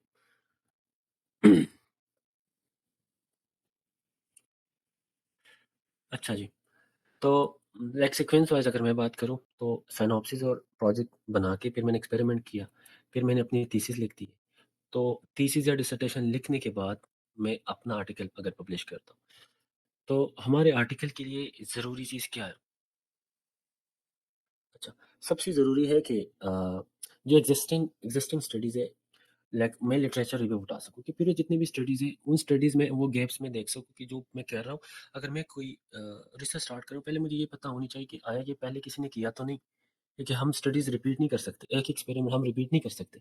अगर रिपीट मैंने कर लिया तो ठीक है, मैं एक्सपेरिमेंट तो सीख सकता हूँ, बट मैं उसको पब्लिश नहीं कर सकता क्योंकि ऑलरेडी वो किसी ने पब्लिश किया हुआ है। ठीक है, तो लिटरेचर रिव्यू उठा के फिर मैं अपना एक थीसिस स्टेटमेंट दूँगा कि मैंने चलो ठीक है, मैंने 10, 15, 20, 50 जितने भी पेपर्स मैंने स्टडी कर लिए। अब मेरा क्या थीसिस स्टेटमेंट है, मैं क्या करना चाह रहा हूँ? ठीक है, मेरा आर्गुमेंट क्या होगा? इसको हम हाइपोथेसिस या थीसिस कहते हैं कि यार मैं थीसिस स्टेटमेंट मेरा यही है कि अगर पेंडेमिक आया है तो हो सकता है कि जो कोरोना वायरस है, इसके जीनोम में इस तरह की कोई ऐसी चीज़ होंगी, अगर मैं उस पे काम करूँ या डिफरेंट प्रोटीन्स होंगे या डिफरेंट एंजाइम्स होंगे, मैं उस पे अगर काम करूँ तो हो सकता है अगर मैं उसको चेंज करता हूँ, मॉलिक्यूलर लेवल पे मैं उसमें कोई चेंजेस लाता हूँ, तो हो सकता है जो ये जो कोविड का वायरस है, इसका जो इफ़ेक्ट है वो कम हो जाए। जो डिज़ीज़ है वो फिर उसका इम्पैक्ट इतना नहीं हो, ये मेरा थीसिस स्टेटमेंट हो सकता है, बट ज़रूरी नहीं कि ये ठीक हो। जो मेरा हाइपोथेसिस मेरी है, वो गलत भी हो सकती है। ठीक है? तो मैंने अगर ये डिसाइड कर लिया कि चलो मैं ये काम करूँगा, हो सकता है पॉसिबल आउटकम ये प्रोबेबिलिटीज़ है, हो सकता है जो मैं कह रहा हूँ वैसा ही हो सकता है मैं गलत हूँ, बट थीसिस स्टेटमेंट ऐसे ही होता है, इसमें सही गलत दोनों आ जाते हैं। इसके बाद जाके फिर मैं अपनी मेथोडोलॉजीज़ वो डिसाइड करता हूँ। कि मैं लिटरेचर रिव्यू भी मैंने देख लिया, ठीक है, मुझे आइडिया हो गया कि यार इस तरह के काम जो है ना पहले नहीं हुए या हो गए हैं। अगर वो हुए तो वहाँ हर रिसर्च आर्टिकल के लास्ट में एक क्वेश्चन हम जोड़ते हैं, उसको हम कहते हैं फ्यूचर रिकमेंडेशन। तो आसान ये है अगर आप अपना टॉपिक सेलेक्ट करते हैं रिसर्च के लिए, तो हर रिसर्च आर्टिकल में आप उनकी फ्यूचर रिकमेंडेशन उठा के देख लें। तो 4-5 पेपर्स अगर आप लेंगे फ्यूचर रिकमेंडेशन में किस तरह करते हैं लाइक फॉर एग्ज़ाम्पल जो मैंने काम किया था पीएचडी में, मैंने पूरा ट्रांसक्रिप्टोम शीट का वो हमने कर लिया था, ठीक है? तो मेरे सजेशन क्या था लास्ट में, मेरे थीसिस का लास्ट क्या है कि मैं जो फ्यूचर रिकमेंडेशन है कि मैंने तो पूरा ट्रांसक्रिप्टोम कर लिया, बट ट्रांसक्रिप्टोम में मोस्टली 500-600 जीन्स आ जाते हैं, लेकिन यहाँ पर मिलियंस ऑफ जीन्स। तो बेहतर ये है कि कोई इसका पूरा जीनोम कर सके शीप का, पूरा जीनोम, ठीक है? तो ये मेरा फ्यूचर रिकमेंडेशन है। तो मुझे अगर मेरा आर्टिकल कोई खोलता है, तो वो जाएगा उसी चीज़ की कि अच्छा ठीक है, ट्रांसक्रिप्टोम तो इसने कर लिया, पूरा जीनोम इसने रिकमेंड किया, चलो मैं पूरे जीनोम पे काम करता हूँ, कंप्लीट जीनोम पे। ये वही गैप है जो मैंने छोड़ा हुआ है, आगे इसको फॉलो करेगा। अगर किसी ने पूरा जीनोम कर लिया, फिर उसके बाद वो किस तरह रिकमेंडेशन दे सकता है कि ट्रांसक्रिप्टोम प्लान ने किया है, मैंने इसका जीनोम किया, लेकिन अब हम चाहते हैं कि कोई इसका प्रोटियोम करे, तो उसने वहाँ पर गैप छोड़ दिया। कोई आके इसका प्रोटियोम करता है, तो इसी तरह एक रिसर्च आर्टिकल दूसरे से हम कनेक्ट इसी तरह करते हैं कि इसमें जो गैप आया हुआ है, दूसरा उस गैप को लेके एक स्टडी डिज़ाइन हो, फिर उसमें गैप आता है। इसी तरह अगर हम देखते हैं जितनी रिसर्चेज़ आ रहे हैं, जितने आर्टिकल्स आ रहे हैं, ये हम वही से क्वेश्चन हमारा उठता है। अच्छा, ये मेथोडोलॉजी पे हम डिसाइड करते हैं। मेथोडोलॉजी डिसाइड करने के लिए लाइक डिफरेंट फैक्टर्स हैं। हम अपनी कैपेसिटी को देखते हैं, अपनी रिसर्च का जो प्रोजेक्ट है उसको देखते हैं, इक्विपमेंट्स को देखते हैं, अपने डिपार्टमेंट को देखते हैं, अपने एडवाइजर को देखते हैं, अपनी कैपेसिटी को देखते हैं, टाइम को देखते हैं, प्लान्स को देखते हैं, इकोनॉमी को देखते हैं। हर एक चीज़ के हिसाब से मैं अपनी मेथोडोलॉजीज डिसाइड करूँगा कि कौन-कौन सी मेथोडोलॉजीज मैं यूज़ करूँगा। फिर उसमें डिफरेंट फैक्टर्स है, क्वालिटेटिव स्टडीज़ भी होते हैं, क्वांटिटेटिव स्टडीज़ भी होती है, या कभी-कभार मिक्स्ड भी होती है। ये मैंने कर लिया। फिर इसके बाद जाके मैंने अगर ये डिसाइड कर लिया, फिर मैं अपना आर्टिकल स्टार्ट करूँगा इंट्रोडक्शन से कि चलो ठीक है, मैंने बैकग्राउंड दे दिया, ठीक है? मेरे स्टडी का इम्पैक्ट क्या होगा, सिग्निफिकेंस क्या होगा, ये ज़रूरी क्यों क्यों है, कौन से प्रॉब्लम के ऊपर मैं क्या काम कर रहा हूँ, ये मेटेरियल मेथड्स मैं यूज़ कर रहा हूँ, ये मैं इसलिए यूज़ कर रहा हूँ कि इसके पीछे ये रीज़न है, फलाने ने यूज़ किया, उसने यूज़ किया, ठीक है? तो इस तरह मेटेरियल मेथड में अगर बायोलॉजी की बात करूँ, तो हम किस तरह अपनी मेथोडोलॉजी डिज़ाइन करते थे। हम अपनी लैब में, पाकिस्तान की बात कर रहा हूँ, हम अपनी लैब्स में केमिकल्स को देख के, इक्विपमेंट्स को देख के कि यार हमारे पूरे डिवीज़न में एक पीसीआर है, लेट्स सपोज़। तो मैं इस तरह स्टडी डिज़ाइन करता हूँ कि मुझे मेथोडोलॉजीज़ में पीसीआर की ज़्यादा ज़रूरत नहीं पड़े, क्योंकि पीसीआर मशीन एक है और स्टूडेंट 20 है। तो मैं इस तरह स्टडी क्यों ना डिज़ाइन करूँ कि मेरे पास लाइक पीसीआर की इतनी ना ज़रूरत पड़े। अगर साइंटिफिक या जितनी भी है, जितनी भी इक्विपमेंट्स है, तो जो मैं लाइक जिस पे मेरा काम जल्दी हो सके, एक प्लान, एक सिस्टमिक वे में मैं अपना वो मेथोडोलॉजी डिज़ाइन करूँगा। बट ऐसा नहीं था, हमारे लैब में इतनी पीसीआर और चीज़ें थी, ये तो खाली एग्ज़ाम्पल के तौर पे बता रहा हूँ। अच्छा सॉरी, मैं बार-बार इसको बंद इसलिए कर रहा हूँ कि मेरे पास ब्लैंक आता है। अच्छा जी। और राइटिंग की बात हो रही है आर्टिकल की, तो वही जो रिसर्च राइटिंग की बात है, पहले हमने कर ली कि हमारे पास क्लैरिटी एंड कोहेरेंस होनी चाहिए। क्योंकि मैं आप लोगों को अगर कंपैरेटिवली बात करूँ, तो मैं अगर किसी की थीसिस पढ़ता हूँ या फिर आर्टिकल पढ़ता हूँ, उसमें बहुत डिफरेंस होती है। क्योंकि आर्टिकल एक बहुत ही पॉलिश फॉर्म में होता है, एक बहुत ही कंसाइज़ फॉर्म में होता है, एक फॉर्मल वे में, क्योंकि हम किसी चीज़ को एक साइंटिफिक डोमेन में अगर डाल रहे हैं, तो वो बहुत ही लाइक एक ऐसा उसकी ऐसी स्ट्रक्चर होनी चाहिए कि लाइक उसको पढ़ते हुए मुझे मुझे मज़ा आ जाए। मेरे पास नॉलेज एक कम वक़्त पे ज़्यादा नॉलेज आए। तो एज़ कम्पेयर टू हमारी थीसिस या अदर राइटिंग, रिसर्च आर्टिकल्स बहुत क्लियर होने चाहिए। इसमें मिस्टेक्स के चांसेस बहुत कम होने चाहिए। क्योंकि कुछ अर्सा पहले हमारे दोस्त ने स्टेटस लगाया हुआ था कि किसी ने एआई को यूज़ करके, लाइक चैट जीपीटी को यूज़ करके एक आर्टिकल बनाया था और बहुत ही अच्छे जर्नल में पब्लिश किया था। लेकिन जिस तरह हम चैट जीपीटी में सर्च करते कि मुझे इस टाइटल के ऊपर एक आर्टिकल लिख के दे, तो जो सर्च उसने किया था, आप यकीन करें, वो स्टेटमेंट भी उस पब्लिश हुआ था। तो मैं हैरान था कि इतना बड़ा जर्नल है, उन्होंने ये भी नहीं देखा। वो स्टेटमेंट जो पहला होता है, वो भी स्टार्ट में लाइक एब्स्ट्रैक्ट के स्टार्ट में वो स्टेटमेंट भी था। एब्स्ट्रैक्ट भी आई डोंट नो कि या तो कोई ऐसे ऐसे फ्रैंक होगा, जो भी था। बट लाइक ये चीज़ें बहुत ज़रूरी थी कि आर्टिकल में, कि अगर मेरी आर्टिकल कोई पढ़ रहा है, तो उसको ये चीज़ें क्लियर होनी चाहिए कि एग्ज़ैक्टली उस बंदे ने क्या किया है, एक शॉर्ट फॉर्म में। इसलिए मैं कहता हूँ कि एब्स्ट्रैक्ट बहुत ज़रूरी है इस चीज़ के लिए, ठीक है? और सोर्सेज़, रेफ़रेंसेस, ये तो पहले मैंने बता दिया कि साइंटिफिक जो भी हमारी राइटिंग होती है, उसमें मोस्टली मोस्टली हम दूसरों के स्टेटमेंट्स यूज़ करते हैं। हम मेथोडोलॉजीज़ भी उनकी यूज़ करते हैं, ठीक है? तो हम आइडियाज़ भी उनके यूज़ करते हैं। जो भी हम उनका उठा के यूज़ करते हैं, हम उसके आगे रेफ़रेंस डालेंगे। ऐसा नहीं है कि मैंने कहीं से स्टेटमेंट ले लिया, अगर मैंने उसको साइट नहीं किया, कल को कोई भी बात आती है, ठीक है? अगर कोई गलत स्टेटमेंट, उस स्टेटमेंट के ऊपर कोई आगे जाके अगर मैंने अपनी मेथोडोलॉजीज़ में स्टेटमेंट गलत इस तरह लिखा कि मैंने एक स्पेसिफिक केमिकल की जगह दूसरा केमिकल लिख दिया, उसको मैंने पब्लिश कर दिया, तो मेरे आर्टिकल को आगे लोग फ़ॉलो करेंगे। जो फ़ॉलो करेंगे वो वही केमिकल यूज़ करेंगे जो मैंने लिखे हुए, तो उनके पास में रिज़ल्ट नहीं आएगा। दैट मीन्स कि मैं गलत इन्फॉर्मेशन ट्रांसफ़र कर रहा हूँ, तो इसलिए उस चीज़ को साइट करना ज़रूरी है। अगर मैं साइट कर दूँ, तो लोग उस साइटेशन के ऊपर जाएँगे, ठीक है? जब साइटेशन खोलेंगे, वहाँ पर जाएँगे, तो उनको एक ओरिजिनल चीज़ मिलेगी कि एक्चुअली कौन-सा केमिकल या कौन-सा मेथड इन्होंने यूज़ किया। और एडिटिंग एंड प्रूफ रीडिंग, ये भी एक आर्टिकल में बहुत ज़रूरी है कि हम बार-बार इसको प्रूफ रीड करें कि जितनी हमारे पास एरर्स है, उनके चांसेस कम हो। ग्रामेटिकल मिस्टेक्स हमारे पास कम हो। एकेडमिक स्टैंडर्ड की चीज़ हो, ठीक है? एक फॉर्मल राइटिंग हो, साइंटिफिक राइटिंग हो। तो ये भी ज़रूरी है। और फीडबैक हम किस तरह यूज़ करते हैं, अब डिफरेंट मेंटोर से, डिफरेंट टूल से हम अपनी फीडबैक ले सकते हैं कि आया जो मेरा आर्टिकल है, इसमें मिस्टेक्स के चांसेस जितने कम होंगे, जितना हम लोगों की ओपिनियन लेंगे, जी, एक और तरीका भी है, सबसे आसान तरीका क्या है, मैं खुद किस तरह करता हूँ, हम कभी-कभार एक रफ ड्राफ्ट बनाते हैं, मैन्युस्क्रिप्ट का रफ ड्राफ्ट बनाते हैं, उसमें हम इतनी चीज़ें लाइक उसमें हम एरर्स जोड़ देते हैं और उसी फॉर्म में हम उसको सबमिट करते हैं आर्टिकल जर्नल में अपने मैन्युस्क्रिप्ट को हम सबमिट करते हैं। यार यकीन करें, वो लोग हमारे सारे मिस्टेक्स तो निकाल ही देते हैं कि यहाँ पर मिस्टेक्स है या ग्रामेटिकल है या आइडिया में जो भी है और उसके अलावा और भी हमें सजेशन दे देते हैं, ठीक है? तो हम उन्हीं सजेशन को लेके फिर अपना आर्टिकल दोबारा से उसको रिवाइज़ करते हैं, तो हमारा भी फ़ायदा हो जाता है कि हमें ये नहीं पता होता कि कहाँ-कहाँ पर ज़्यादा मिस्टेक्स हैं। तो ये एक आसान तरीका है। अच्छा जी। तो सी सिनॉप्सिस भी हो गया, फिर उसके बाद मैंने रिसर्च की भी बात की, फिर अगर मैंने थीसिस भी हो गई, मैन्युस्क्रिप्ट की तरफ भी आया कि हमारे राइटिंग में कौन-कौन सी चीज़ें स्टेप वाइज़ होनी चाहिए।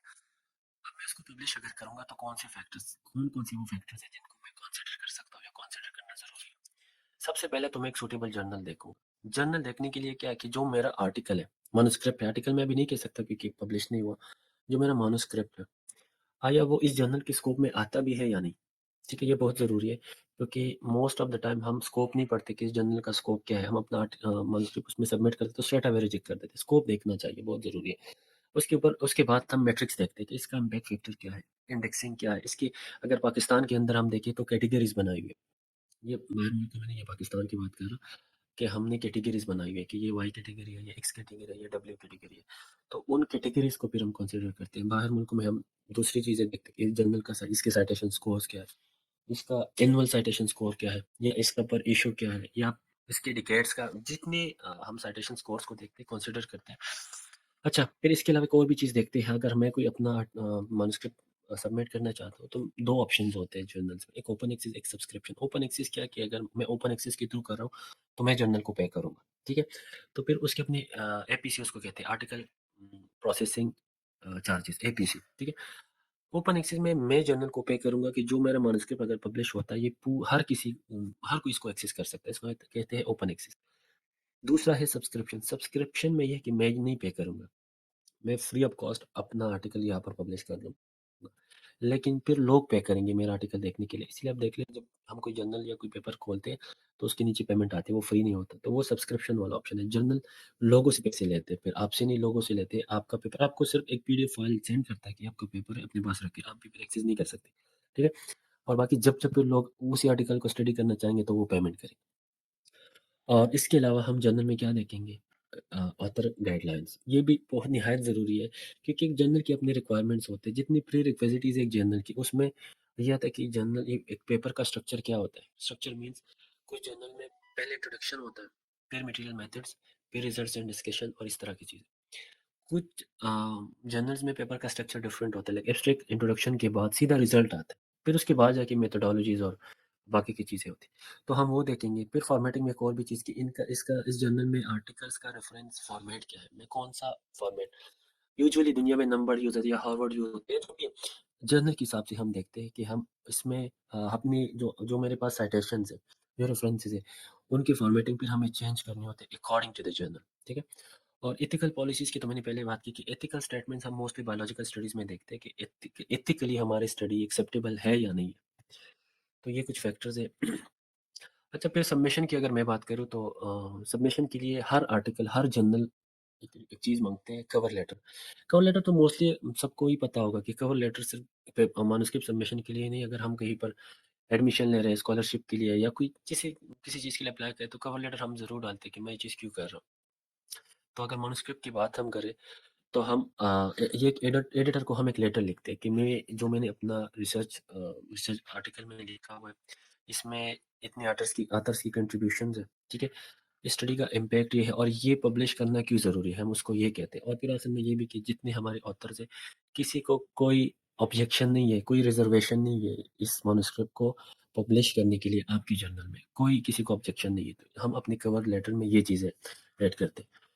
और उसके बाद फिर हम अपना मैन्युस्क्रिप्ट सबमिट कर लेते हैं ऑनलाइन। तो मैन्युस्क्रिप्ट सबमिट करने के लिए डिफरेंट ऑप्शन होते हैं। पहले हम जर्नल जाके जब खोलते हैं, वहाँ पर एक पोर्टल आता है।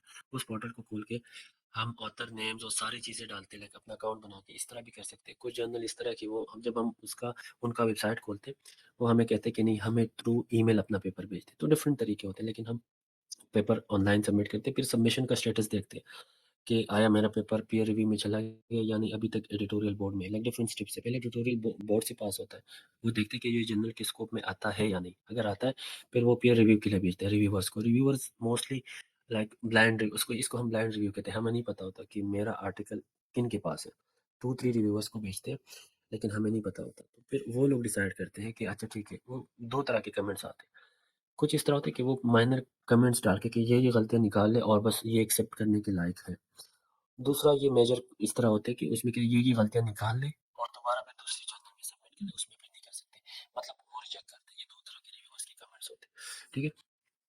तो नेक्स्ट क्या होता है, एडिटोरियल स्क्रीनिंग। जो मैंने कह दिया, एडिटोरियल स्क्रीनिंग के बाद पीयर रिव्यू आता है। उसके बाद फिर हम डिसाइड करते हैं, अगर वो लोग हमें ये कहते हैं कि आप रिवाइज करके ये गलतियाँ निकाल दें और हम इसको एक्सेप्ट कर रहे हैं, तो फिर हम उसके अकॉर्डिंगली रिस्पॉन्ड करते हैं। अच्छा, रिस्पॉन्ड करने में जब हम किसी जर्नल अगर हमारे रिसर्च आर्टिकल के ऊपर कोई कमेंट्स आते हैं, तो उनको एड्रेस करने का तरीका भी हर जर्नल का डिफरेंट होता है। कुछ जर्नल इस तरह हमसे मांगते हैं कि आप एक एक्स्ट्रा शीट में एक्स्ट्रा फाइल बना के जो गलती है वो निकाल के उसके नीचे लिख के कि मैंने line, for example line number 50 से ये गलती निकाली है। ठीक है? क्योंकि वहाँ पर स्टेटमेंट ऐसे था, अब मैंने इसको ऐसे कर लिया है। तो डिफरेंट जो भी जर्नल है, हर जर्नल का डिफरेंट तरीका होता है। उनको स्टडी करना होता है कि हमें इनको किस तरह रिस्पॉन्ड करूँ। और अच्छा जी, ये इसके बाद आता है। अच्छा, यही मसला है। अच्छा, एक्सेप्टेंस एंड पब्लिकेशन। जो फॉर एग्जांपल अगर वो लोग हमारा आर्टिकल एक्सेप्ट कर लेते हैं, हमारे मैन्युस्क्रिप्ट को एक्सेप्ट कर लेते हैं, ठीक है? तो उसके बाद भी एक प्रूफ रीडिंग या फाइनल एडिट, इसको हम गैली प्रूफ भी कहते हैं। गैली प्रूफ में हम क्या करते हैं कि कभी-कभार हमसे खुद मिस्टेक हो जाता है कि आर्टिकल इन लोगों ने अगर एक्सेप्ट कर भी लिया, बट कभी-कभार जो ऑथर्स का लिस्ट होता है, उसके ऑर्डर में हमसे मिस्टेक्स हो जाते हैं कि यार ये तो फलाने का नाम यहाँ लिखना चाहिए था, या कॉरेस्पॉन्डिंग जो ऑथर है यार ये मैं चेंज करना चाहता हूँ, या मेरा नाम दूसरे नंबर पे मैं फर्स्ट पे लाना चाहता हूँ। इस तरह की चीज़ें, ये फाइनल गैली प्रूफ इसको कहते हैं। उसमें फिर हम एडिट कर सकते हैं। ठीक है? उसके बाद जाके फिर पब्लिश होता है जर्नल में। तो फिर हमारे पास प्रिंट भी आ जाता है। हम ऑनलाइन भी देख सकते हैं, या जो डीओआई मैंने पहले आपको दिखा दिया, हम वो डीओआई को उठा के सर्च करके हमारा पेपर निकल आता है, जो अगर ओपन एक्सेस है। ठीक है? हम फिर उसको देख सकते हैं। और इंडेक्सिंग एंड विजिबिलिटी, मैंने आपको पहले कहा कि जितनी भी डेटाबेसेस हैं, जितनी भी जर्नल्स हैं, उनमें बहुत ज़रूरी है कि हम उनकी मैट्रिक्स को देखें। क्योंकि मैट्रिक्स ज़रूरी है कि अगर मैं आर्टिकल पब्लिश कर रहा हूँ, मुझे ये पता हो कि इसका इम्पैक्ट फैक्टर सार्ट स्कोर है क्या। ठीक है? अच्छा, यहाँ पर एक और भी बड़ी गलती हमसे हो जाती है। कभी-कभार हम अपनी रिसर्च के ऊपर लाइक हमें इतना ट्रस्ट नहीं होता। अच्छा काम करते हैं हम, हमारा रिसर्च भी एक इम्पैक्टिव काम होता है। लेकिन हम कहते हैं यार किसी छोटे से जर्नल में, एक वीक से जर्नल में, लो ग्रेड जर्नल में इसको पब्लिश करो कि जल्दी हो जाए। ये बिल्कुल गलत है, बिल्कुल ही गलत है। लो ग्रेड पेपर को उठा के एक हाई इम्पैक्ट जर्नल में भी अप्लाई कर सकते हैं हम। मैं खुद ये जो कोविड का आर्टिकल हमने लिख दिया, ये हमने, मेरा दोस्त है नवीद साउथ कोरिया में भी पीएचडी कर रहा है, हम दोनों ने पहले नेचर में इसको सबमिट कर लिया। अभी बस हमने कहा चलो ट्राई कर लेते हैं। तो वहाँ से पेपर तो रिजेक्ट उन्होंने किया, लेकिन उन्होंने हमें कुछ कमेंट्स कर लिए, तो उन कमेंट्स को हमने निकाल दिया, ये फ़ायदा हुआ। तो यहाँ पर हम थोड़ा खुद को ना अंडररेट करते हैं कि चलो यार हमारी स्टडी इतनी ख़ास नहीं है, हम अपनी कंट्रीज़ और चीज़ों के हिसाब से देखते हैं, बट ऐसा बिल्कुल भी नहीं है। आर्टिकल जैसा भी हो उसको एक हाई इम्पैक्ट जर्नल में पब्लिश करना चाहिए। अगर पब्लिश नहीं भी होता तो एटलीस्ट सबमिट कर लो। हमें आइडिया हो जाता है कि कहाँ-कहाँ पर गैप्स हैं। ठीक है? उसके बाद अगर पब्लिश होता है, पब्लिश उसके बाद फिर हम अपनी प्रमोशन करते हैं। लाइक कभी-कभार हम किस तरह करते हैं कि गूगल स्कॉलर पे या रिसर्चगेट पे या लिंक्डइन पे हम अपने पेपर को प्रमोट करते हैं कि एक एप्रिसिएशन के लिए कि चलो यार मैंने काम कर लिया इस तरह। और अच्छा जी, तो ये तो हो गया पूरा सिनेरियो हमारा। अब कुछ टूल्स इस तरह है जिनको हम यूज़ कर सकते हैं अपने रिसर्च राइटिंग में। या वो हमारे कोई प्रोजेक्ट लिख रहे हैं या थीसिस लिख रहे हैं या आर्टिकल लिख रहे हैं, डिफरेंट हमारे पास टूल्स होने चाहिए। रेयान जो मैंने नाम लिया कतर का है, ये मैंने खुद यूज़ किया एक सिस्टमिक रिव्यू के लिए। इसमें हम क्या करते हैं, जो जितनी भी साइटेशन हमारे पास अगर एंडनोट में है या ज़ोटेरो मेंटली में, हम उनको कॉपी करके रेयान में डालते हैं, तो ये सारे आर्टिकल्स का हमें एक रिव्यू बना के देता है। बहुत ही लाइक बहुत ही आसान है। एक छोटे से शॉर्ट से टाइम पे हमें बहुत ही एक सिस्टमिक रिव्यू दे देता है विद साइटेशंस। और डीप सीक अभी ये तो अभी भी लॉन्च हुआ है चाइना में। और कोपायलट, ये मोस्टली सारे जो डीप सीक है, कोपायलट, ह्यूमनाइज एआई और क्या कहते हैं उसको, चैट जीपीटी, इनका जो डोमेन है काम करने का वो तकरीबन सेम है। इनमें हम क्या करते हैं, ये एक सर्च इंजन है, हम कोई कोई भी टॉपिक देके ये इन रिटर्न हमें पूरा आर्टिकल लिख के दे देता है। लेकिन बात फिर वही आ जाती है कि अगर हम प्लेजरिज्म को देखें, तो प्लेजरिज्म के लिए फिर हम क्या करते हैं, मैं आपको एक तरीका बताऊं, थोड़ा शॉर्ट सा मैं करता हूँ आपको। लेट्स सपोज़ चैट जीपीटी पर मैंने कुछ भी यहाँ पर मैंने कुछ भी लिख दिया, ठीक है? यहाँ से फिर उठा के क्योंकि उसमें फिर प्लेजरिज्म आ जाता है, तो मैं क्या करता हूँ, मैं खुद किस तरह करता हूँ, उसको मैं फिर यहाँ पे ह्यूमनाइज एआई में यहाँ कॉपी करके, ठीक है, इसको मैं कन्वर्ट करता हूँ। जब यहाँ पर पैराफ्रेजिंग होते हैं ह्यूमनाइज एआई में, इसकी क्वालिटी क्या है, ये इसके दो फायदे हैं। एक तो ये राइटिंग बिल्कुल ऐसे दिखता है जैसे किसी इंसान ने लिखी हो, लाइक किसी सॉफ्टवेयर की या चैट जीपीटी की नहीं दिखती कि ये थ्रू एआई लिख के गया है। तो अब जब हम चैट जीपीटी से, क्योंकि मोस्टली लोग चैट जीपीटी यूज़ करते हैं, हम उससे कोई वो बनाते हैं, कोई टेक्स्ट बनाते हैं, उस टेक्स्ट को यहाँ की कॉपी करें ह्यूमनाइज एआई में, इसको कन्वर्ट कर लें। जब यहाँ पर कन्वर्ट होता है, उसको हम दोबारा पढ़ेंगे, वो ऐसे ही दिखता है जैसे हमने अपने हाथों से लिखा है। तो ये एक टूल है, आप ये भी यूज़ कर सकते हैं, ठीक है? और कोपायलट भी एग्जैक्टली जिस तरह ये कोपायलट है, जिस तरह चैट जीपीटी काम करता है, इसी तरह कोपायलट भी करता है। अच्छा, तो इन सॉफ्टवेयर्स के थ्रू अगर हम कोई आर्टिकल बनाते हैं, फिर उससे प्लेजरिज्म निकालने के लिए ये क्विलबोर्ड सॉफ्टवेयर है। इसको हम पैराफ्रेजर भी कहते हैं। ये क्विलबोर्ड में यहाँ आके अपना टेक्स्ट कॉपी कर लें, ठीक है? इसमें बहुत सारे ऑप्शन है, लेकिन मोस्टली ये पेड होते हैं, हमें प्रीमियम इसकी सब्सक्रिप्शन चाहिए होती है। तो जो इसका स्टैंडर्ड फॉर्म है, स्टैंडर्ड और फ्लुएंसी, मैं मोस्टली इस पे करता हूँ। आप यहाँ पर अपना टेक्स्ट पेस्ट कर लें, उसको कन्वर्ट कर लें, पैराफ्रेज कर लें, तो इससे लाइक 70% प्लेजरिज्म निकल जाता है, ठीक है? फिर उसको दोबारा जो हमने यहाँ पर प्लेजराइज कर लिया, ठीक है? वो प्लेजराइज फॉर्म में मगर चलो मैं ट्राई करता हूँ ना आप लोगों के सामने तो उससे थोड़ा क्लियर हो जाएगा, ठीक है? अ, चलो मैं यहाँ से ये इतना टाइम नहीं ले रहा हूँ, बस खाली यहाँ से उठा के लाइक ये सिर्फ इस तरह मैं कंसीडर करूँगा कि ये मैंने थ्रू चैट जीपीटी बना लिया है, लेट्स सपोज, ठीक है? उसको मैंने यहाँ पर पेस्ट कर लिया है, ठीक है? और मैंने ह्यूमनाइज़ कर लिया इसको। अच्छा, एटलीस्ट 30 वर्ड्स ये कम है, मैं इसको थोड़ा ज़्यादा करता हूँ।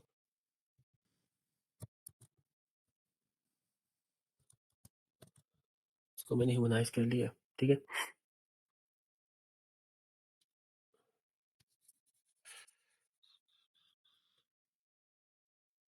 अल्लाहू अकबर! इतना टाइम ले रहा है।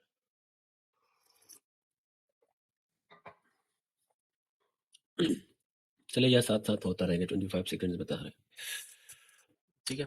मैं दोबारा इसकी तरफ आता हूँ। तो वहाँ से टेक्स्ट पेन उठा के मैं यहाँ क्विलबोर्ड में डालता हूँ, फिर इसको पैराफ्रेज़ करता हूँ। यहाँ अगर ये क्विलबोर्ड अ, पैराफ्रेज़िंग टूल है जिसमें, बट यहाँ पर एक प्रॉब्लम आती है। प्रॉब्लम क्या आती है? यहाँ पर साइंटिफिक वर्ड्स वो फिर नहीं होती, क्योंकि यहाँ एकेडमिक ये जो है, ये प्रीमियम में अवेलेबल होता है जस्ट, ठीक है? तो अगर हम अपने आर्टिकल के लिए कोई स्टेटमेंट या कोई पैराग्राफ पैराफ्रेज करना चाहते हैं, तो हम मोस्टली ये वाला ऑप्शन यूज़ करते हैं, एकेडमिक। तो ये प्रीमियम पे अवेलेबल है। ये स्टैंडर्ड और फ्लुएंसी में एक मसला आ जाता है, जो साइंटिफिक टर्मिनोलॉजी से वो बिल्कुल वो ख़त्म हो जाते हैं। लाइक जहाँ पर अगर यहाँ पर कोई वर्ड हमने फिनोमेना लिखा हुआ है, तो फिनोमेना यहाँ पर आके फिर उसे फंक्शन बन जाता है, या इस तरह का कोई वर्ड आ जाता है। तो इसमें बहुत डिफरेंस है कि साइंस में जो साइंटिफिक टर्मिनोलॉजी से वो यूज़ कर, वो फिर आप जब दोबारा से पढ़ेंगे आपको अंदाज़ा हो जाएगा।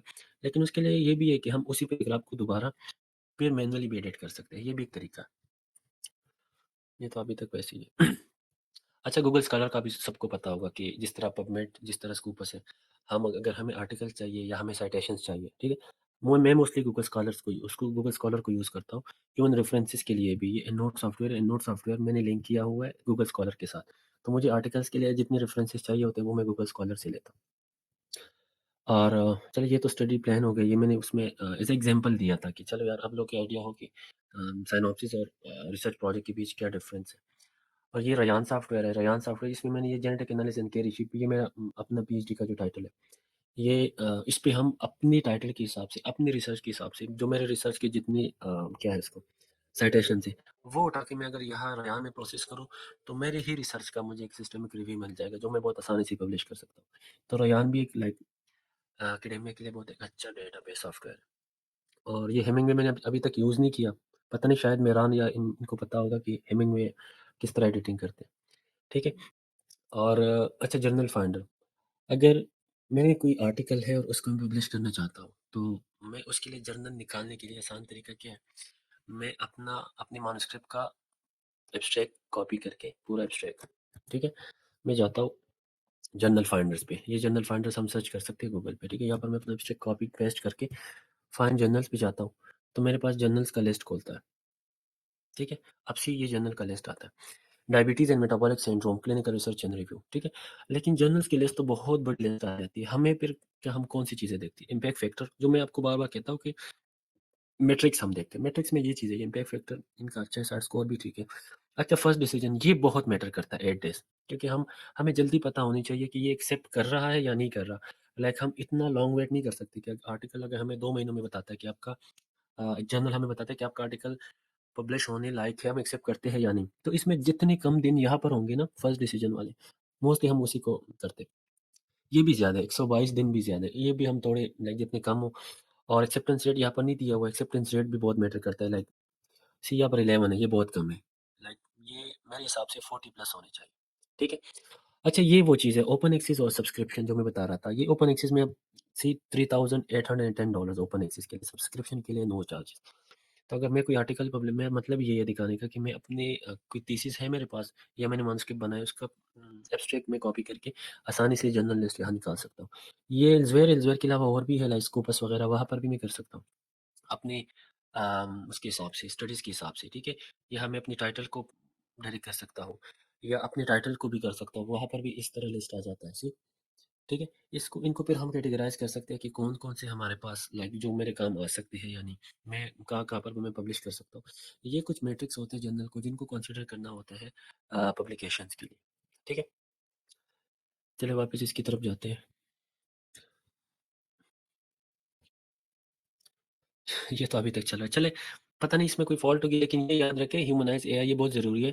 जब भी हम कोई एआई से कोई पैराग्राफ बनाते हैं तो उसको ट्राई करें ह्यूमनाइज़ एआई के थ्रू, एक दफ़ा उसको प्रोसेस कर लें, तो आपको क्लियरली आइडिया हो जाएगा कि हाँ यार, इसमें बहुत डिफ़रेंस आ गया। ये बहुत ज़रूरी होता है। और अच्छा, ये बाकी स्क्रिवेनर, एनालिटिक्स और स्कॉलरशिप, आई थिंक ये 1-2 तो मैंने नहीं यूज़ किए। स्क्रिवेनर और स्कॉलर ये मैंने खुद नहीं, लेकिन है इसके अलावा और भी बहुत सारे होंगे, बहुत सारे। आजकल तो हर रोज़ कोई नया वो आ जाता है, लाइक कोई नया एआई टूल आ जाता है साइंटिफिक राइटिंग और चीज़ों के लिए। And that's it. इंशाल्लाह नेक्स्ट में हम फिर प्रैक्टिकली ना एक सिनॉप्सिस या रिसर्च प्रपोज़ल का एक एक हम वो बनाएँगे, ड्राफ्ट बनाएँगे ना। ये जितने टूल्स मैंने कहा है कि इन टूल्स के बेसिस पे ना हम वर्ड फॉर्म खोल के लाइक इस तरह एक सिनॉप्सिस और रिसर्च प्रपोज़ल बनाएँगे, जिससे हम प्लेजरिज्म भी रिमूव करेंगे लाइक आपके सामने। उसकी साइटेशन और फॉर्मेटिंग भी करेंगे, ठीक है? और उसका फिर नेक्स्ट इंशाल्लाह उसके तीसरे सेशन में फिर देखेंगे कि अब आगे फिर हमने क्या करना है। तो माइंड में आप रखिए कि नेक्स्ट सेशन हमारा है कि हम प्रैक्टिकली यहाँ आपके सामने इंशाल्लाह सिनॉप्सिस और रिसर्च प्रपोज़ल है। इंशाल्लाह हम वो लिखेंगे।